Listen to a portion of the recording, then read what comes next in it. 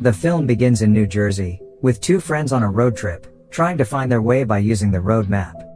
Sometime later, they are forced to stop in the middle of the woods because of a burst tire. One of them goes to fix it, while the other relaxes inside the vehicle. But then, a mysterious figure lurks in the background, and suddenly pulls her deep into the woods. Unaware of what happened to her friend, the other girl tries to call her friend, until she notices someone approaching the van. She immediately screams as she realizes how zombie-like the person looks. Luckily, someone quickly jumps in and decapitates the zombie man, before opening the back door of the van to save the girl. But he suddenly gets pulled away. Meanwhile, more zombie-like figures begin to swarm the car, killing the girl inside. The next scene takes us to the past, to a high schooler named Sarah, who is attending group therapy after losing her mother. Meanwhile, her dad, John, the man we saw in the previous scene, is waiting for her outside. John is a pastor with two daughters, Sarah and Rebecca. The small family is really tight-knit, though John is a tad bit overprotective. When they go shopping for a Christmas tree later that day, Sarah complains about John being so strict that she never attends any party, but John brushes her off and resumes shopping. However, when they're about to pay at the register, a random guy steps in and claims their tree is his. When the random guy gets hostile, John decides to be a pacifist and steps back. When they get home, Sarah teases his father about letting someone else take their tree. Later, John walks up to Sarah and allows her to attend a party tonight, and Sarah expresses her joy by embracing her father. The small family then goes to the church, where John preaches at the service, and he mentions what happened that day. He tells the people there about not choosing violence. Meanwhile, on the other side of the story, a drug dealer named Arlo meets with a gangster named Katie for a drug deal. But when Arlo reaches inside Katie's trunk to collect the payment, Katie smashes the trunk door against his back, causing him to fall to the floor. Up next, he breaks Arlo's already broken leg, and rams his mouth into the car exhaust, forcing the drug dealer to inhale exhaust fumes. Back to the service, Sarah says her goodbyes to her father, before going to the party. Sarah then stops at a gas station to refuel her father's car, and we can see that Katie is also there filling up his car's tank. In the process, Sarah hears a guy screaming from the inside, none other than Katie's trunk.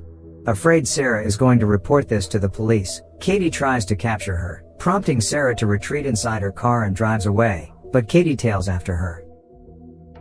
In her panic, Sarah decides to call her dad to tell him what's going on and where she is. Unfortunately, Katie manages to overtake her, which causes her to crash by the side of the road. Wasting no time, Katie climbs out of the car and zip ties Sarah's hands to the steering wheel, before pushing the car into the nearby lake.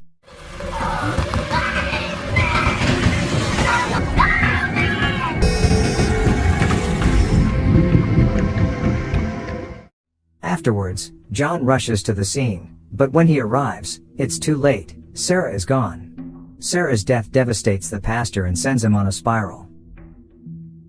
After the funeral, a detective named Jed pays a visit to John and his family. Jed tells John that this wasn't a case of road rage, because Sarah was found with her hands zip tied to the steering wheel, and he promises the grieving John that he'd find whoever did this. While this goes on, Katie calls his brother, Vic, to inform him about all the money and drugs he's got with him right now. Excited, the brothers agreed to meet on the next day. Detective Jed is on a mission. He goes to the gas station Sarah went to last night, and asks to see the security footage. There, he sits down for hours and goes through the footage, and discovers Katie's license plate. Later on, Katie is seen being pulled over by a police officer for a traffic run. The officer steps out of the vehicle, but before Katie could say anything, the unknown officer injects Katie with anesthesia. That evening, Katie's brother, Vic, is waiting for Katie to show up, but he never does. This of course confuses Vic, and so he reports it to his boss, Otto. After hearing that Katie is missing, Otto is furious, because the drugs and money Katie has is worth a lot. The leader informs Vic that the drug dealer always puts a tracker in their product, therefore, he sends his goons on a manhunt for Katie. Meanwhile, it turns out that Katie is being held hostage in an underground lair deep in the woods, and is being taught a very good lesson. He is being electrocuted repeatedly and being told that from now on, his name is number 21. At the same time, the drug goons begin their search for Katie inside a drug den, and start beating up everyone associated with Katie. Here is where they find a guy who keeps Katie's tracker, and discover his location on the map. The next morning, John walks up to his youngest daughter, Rebecca, and hands her a bracelet as a gift to console her, but the little girl won't take it, so John puts the bracelet in his pocket. John then goes to meet Jed the detective at the bar, where the detective begins telling John that he is ready to give John the same opportunity that he was presented with many years ago. He then tells John a story from 10 years ago about Quinn Brady, an infamous rapist who would assign a number to his victims and torture them, before terminating them afterward. As a young detective, Jed led the investigation and caught the rapist, but one day, he was granted early release. Jed feels disappointed by the decision but knows he can't do anything about it. To make matters worse, the first thing Quinn Brady did after his release was to seek revenge, by brutally murdering Jed's pregnant wife when Jed was at work.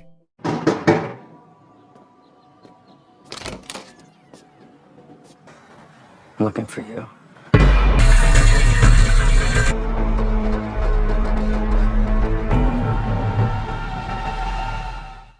The reason why he's telling this story is to let John know that he knows exactly how painful it is to lose a loved one in the hands of someone else, and he knows what to do to rid of the pain. Jed also tells John that Quinn was eventually apprehended but not by the law. Up next, Jed suddenly asks if John would like to spend 1 minute alone with a guy, to take vengeance for his daughter's death, revealing that Jed was the one who kidnapped Katie. John agrees, and they drive up to the detective's place in the woods, to a secluded cabin built by Jed. They descend to the secret underground lair, where Katie is tied up on the wall.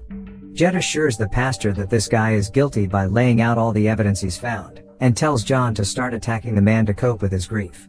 According to Jed, he did the same thing to Quinn Brady to heal from the pain of losing his wife, and it worked, so John should do the same.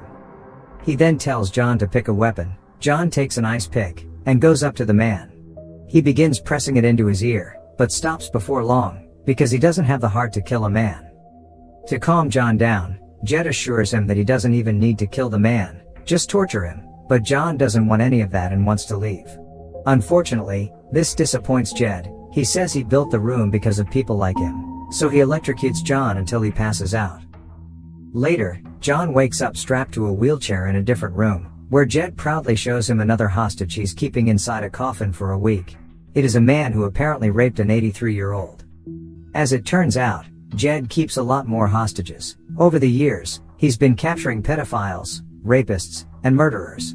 He would rename them with numbers, and invites aggrieved loved ones to torture these people until they descend into madness.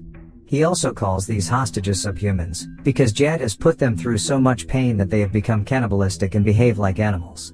Quinn Brady is one of the prisoners, and Jed now calls him number 1. Up next, he forces Katie into the subhuman's cage. In there. Meanwhile, up on the surface, the drug goons arrive at the secluded cabin, looking for Katie.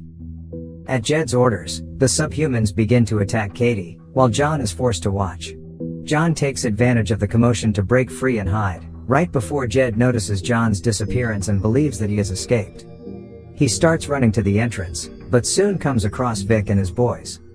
Meanwhile, John hands the subhumans the keys to unlock the cage and free themselves.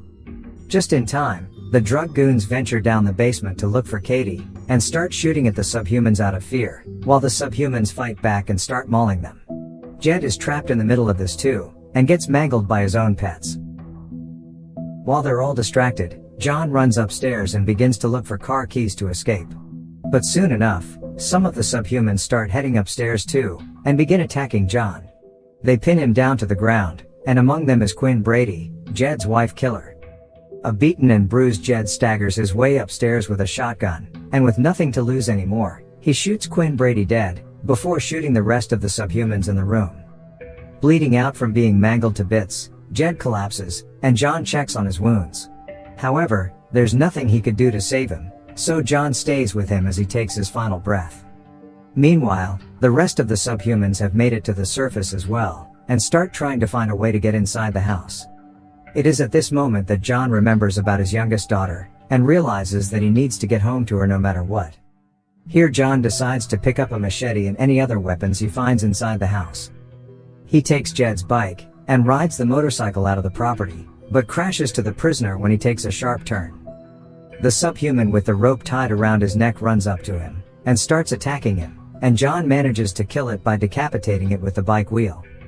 But it's not over. Another one makes a jump on him right after, and he's forced to slash him in the throat.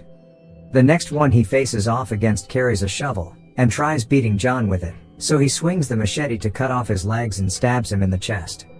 But all of a sudden,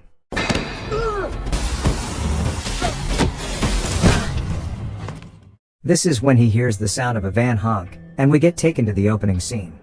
In an attempt to save the girl in the van, John comes to her rescue by decapitating another subhuman.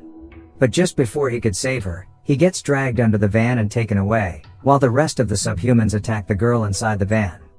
John kills the subhuman who dragged him, and faces off against two more, which ends up in a bloody brawl down a river, which he walks out of victoriously. Afterwards, he makes a run through the woods, until he comes across a farmhouse where an old couple lives.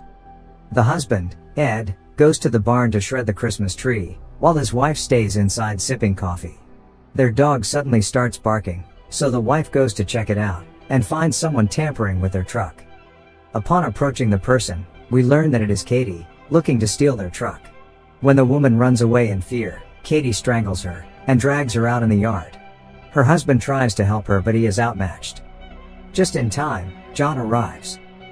Katie throws him through the window, and the two men get into a deadly brawl inside the house. Overpowered, John runs to the barn and attempts to climb up, but Katie hauls him down. The bad guy then tries to break his skull with a metal press, all the while taunting him by telling him Sarah's last words, which was, "Where is my daddy?" While in pain, John starts kicking aimlessly, accidentally turning on the shredder. At the same time, he reaches into his pocket, which contains a bracelet that he wanted to give Rebecca.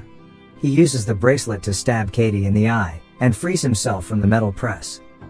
While Katie struggles to take the bracelet out of his eye, John sends him stumbling into the shredder. The man then slowly gets sucked in and shredded to death. John then picks up the bracelet from the ground. And the next scene features John attending a grief counseling his daughter used to. He shares his feelings with the group and they comfort him with their kind words. Some time has passed, and he seems to being a lot better. During the service, he reads a Bible verse about how God is an armor who can help you defend yourself. After the service, he takes his daughter Rebecca for softball practice, when a grown man barges in and kicks her out of the arena because he wants to use it. When John sees this, he confronts the guy and asks him to reason, but the guy only starts to insult him. Unlike in the beginning of the movie, John now stands up for himself and his family.